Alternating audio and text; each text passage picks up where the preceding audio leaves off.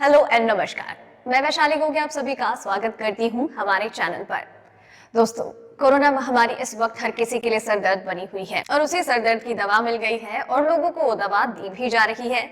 लेकिन ऐसे में कोरोना वायरस का एक नया स्ट्रेन आ गया है। ना सिर्फ एक स्ट्रेन बल्कि लगातार 2-3 बार म्यूटेट कर चुका है और ये जो नया म्यूटेशन है ये पहले की तुलना में ज्यादा खतरनाक नहीं है मरने के दर के हिसाब से, लेकिन फैलता बहुत तेजी से है। 50 to 70% तेजी से ये वायरस फैलता है। अब ऐसे में वैक्सीनेशन शुरू हो चुका है। नए वायरस को मात देने के लिए वैक्सीन बनाने की तैयारियों में जुट गए हैं वैज्ञानिक और इसी के साथ ही कई सारी खबरें सामने आ रही हैं जो कभी पॉजिटिव होती हैं तो कभी नेगेटिव, जिनमें से मैं आपको कोरोना वायरस और उसके वैक्सीनेशन से जुड़ी 5 महत्वपूर्ण खबरें बताऊंगी, तो आप वीडियो के साथ एंड तक बने रहिएगा।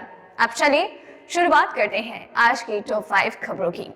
दोस्तों, पहली अपडेट कोरोना केसेस को लेकर है। भारत में पिछले 24 घंटे में सामने आए 13,083 नए मामले, 14,808 मरीज हुए रिकवर। जी हाँ दोस्तों, भारत समेत दुनिया भर के 108 देश कोरोना महामारी के खिलाफ एक जंग लड़ रहे हैं। जहां पर वैक्सीनेशन शुरू हो गया है तो साथ ही साथ कोरोना वायरस के सामने आने वाले केसेस की संख्या में भी काफी गिरावट आ रही है। अब ऐसे में भारत में पिछले 24 घंटे में 13,083 नए केस सामने आए हैं, जिसके बाद कुल संक्रमितों की संख्या 1,07,33,131 हो गई है।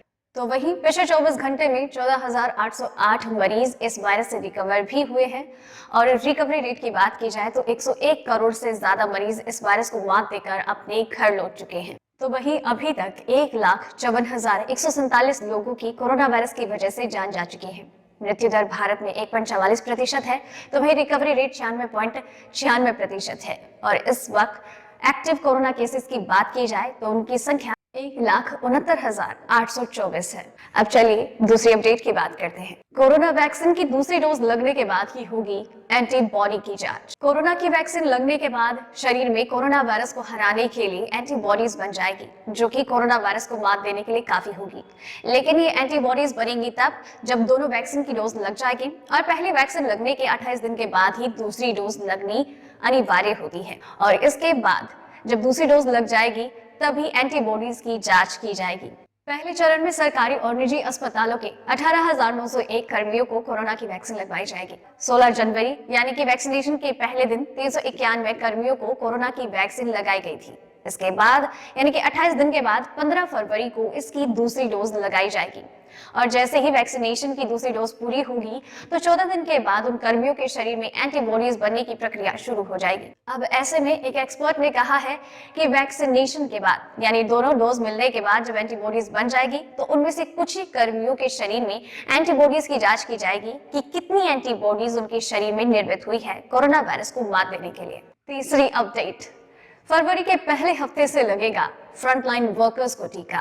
कोरोना महामारी के खिलाफ देश में वैक्सीनेशन की प्रक्रिया शुरू हो चुकी है, जहां पर सबसे पहले हेल्थ केयर वर्कर्स को 16 जनवरी से टीकाकरण की शुरुआत की गई और अब जल्द ही फ्रंटलाइन वर्कर्स को भी टीकाकरण का शुभारंभ कर दिया जाएगा। इसकी शुरुआत फरवरी के पहले हफ्ते से होगी। आपको बता दें कि इसकी जानकारी राज्यों और केंद्र शासित प्रदेशों को दे दी गई है कि फरवरी के पहले हफ्ते से वैक्सीनेशन की शुरुआत होगी फ्रंटलाइन वर्कर्स के लिए और इसके साथ ही स्वास्थ्य कर्मियों का टीकाकरण भी यूं ही लगातार जारी रहेगा। स्वास्थ्य मंत्रालय के एडिशनल सेक्रेटरी मनोहर अगनानी ने इस बारे में कहा है कि सभी राज्यों और केंद्र शासित प्रदेशों को इस बारे में सूचित किया जा चुका है कि फरवरी के पहले हफ्ते में फ्रंटलाइन वर्कर्स को वैक्सीनेशन की शुरुआत की जाएगी। इस दौरान कोवैक्सीन और कोविशील्ड दोनों ही वैक्सीन का उपयोग किया जाए और इस वक्त कोविन ऐप पर लगभग फ्रंटलाइन वर्कर्स का डेटाबेस अपलोड किया जा चुका है और जल्द ही वैक्सीनेशन के लिए सभी लोग सेंटर्स पर उपलब्ध होंगे। चौथी अपडेट, सीरम इंस्टीट्यूट ने भारत में नोवावैक्स की क्लिनिकल ट्रायल के लिए मांगी भारत सरकार से अनुमति। कहा कि नए स्ट्रेन पर भी है कारगर। दुनिया की सबसे बड़ी वैक्सीन निर्माता company serum institute of India ने कोविशील्ड वैक्सीन का निर्माण किया है और वो एस्ट्राजेनेका और ऑक्सफोर्ड के द्वारा निर्मित है और भारत में उसको इमरजेंसी इस्तेमाल की मंजूरी मिल चुकी है। इसी के साथ ही सीरम इंस्टीट्यूट के द्वारा नोवावैक्स वैक्सीन का निर्माण किया जा रहा है, जो कि सीरम के द्वारा ही विकसित और निर्मित वैक्सीन होगी। इसके लिए उन्होंने DCGI से भारत में एक छोटे स्तर पर ट्रायल की अनुमति मांगी है। इस पर वीजी सोवानी और कई वैज्ञानिकों ने उनकी इस अपील पर जांच पड़ताल कर रही है और पूरी तरीके से इस पर छानबीन कर रही है। तो इस पर आपको बता दें कि नोवावैक्स जो कि सीरम इंस्टीट्यूट की वैक्सीन है, उसका एक छोटा सा ट्रायल किया गया था ब्रिटेन में, और ब्रिटेन के वैज्ञानिकों का कहना है कि ये वैक्सीन 89% कारगर है। साथ ही साथ ब्रिटेन में पाया गया नए स्ट्रेन पर भी ये वैक्सीन काफी कारगर होगी। अब आपको बता दें कि ये सीरम इंस्टीट्यूट के द्वारा निर्मित दूसरी वैक्सीन होगी और भारत में भी अब इसके ट्रायल को लेकर उनके द्वारा अनुमति मांगी गई है। 5वीं अपडेट, फ्रांस में एक बार फिर से लॉकडाउन की नौबत। यूरोपीय संघ के बाहर से आने वाले लोगों के लिए सीमा बंद। पिछले एक साल में कोरोना वायरस ने पूरी दुनिया भर में कहर मचाया हुआ है। पूरे इस एक साल में कोरोना वायरस ने 10.26 करोड़ लोगों को अपनी चपेट में लिया है और इस दौरान कई देशों ने इस संक्रमण के फैलाव को रोकने के लिए कई दफा लॉकडाउन लगाया गया है और लॉकडाउन भी 3 से 4 बार लगाया गया है। अब ऐसे में फ्रांस को फिर से एक बार नौबत आ गई है लॉकडाउन लगाने की, क्योंकि वो नए स्ट्रेन को इस देश पर प्रभावी नहीं होने देना चाहते हैं। इसलिए शुक्रवार देर शाम को फ्रांस के प्रधानमंत्री जीन ने राष्ट्रपति पैलेस में इस बारे में पूरी बैठक ली और स्वास्थ्य संबंधी सारे मापदंडों पर बातचीत करते हुए फ्रांस की सीमाओं को बंद कर दिया गया है ताकि फ्रांस में एक बार फिर से लॉकडाउन लगाने की नौबत न आए।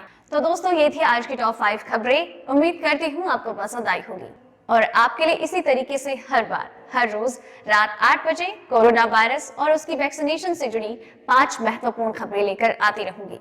आप इस चैनल के साथ बने रहिए, चैनल को सब्सक्राइब कर लीजिए। धन्यवाद।